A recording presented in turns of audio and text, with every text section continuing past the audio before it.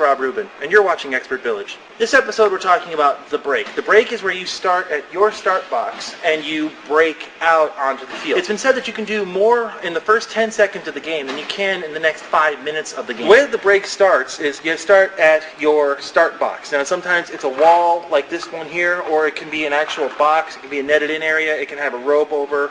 It depends on the field and what basically you start at. Sometimes it's even just a bunker everybody has to be behind.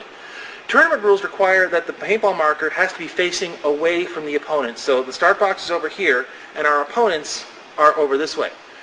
And how you do that is basically up to you. A lot of players, what they'll do is they will face the gun pointing away, and at the beginning of the game, they will swing 180 degrees and start shooting. I've also seen players, what they'll do is they'll have the paintball marker facing backwards over their shoulder, and they'll just come down and shoot.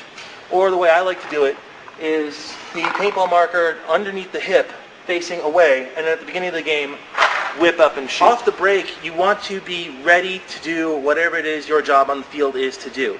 If you are one of the front guys and you're a sprinter, you want to set up. You're a sprinter in the block. Put your foot against the back if there's a backrest for it.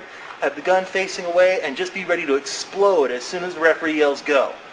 If you're one of the back players and you're a shooter, you want to be in a stance that you're comfortable in. You want to know where you're shooting at. You don't want to be facing to the left if you're going to the right. What's happening to the left is not your concern right now. Your concern is making your first position. Be set up for it. All of this being said, you can fake out the opposition right off the break. Speedball fields are relatively small. You can look across and see the other team over there. And if you see a bunch of guys down like this, like they're ready to sprint, odds are they're going to be running, and there's not going to be many shooters. If they start using this to their advantage, if they start looking across the field and seeing what you're doing, fake them out a little bit. If you're one of the back guys, get into a crouch. Get like you're ready to sprint. And as soon as they yell go, just stand there and just lay into them.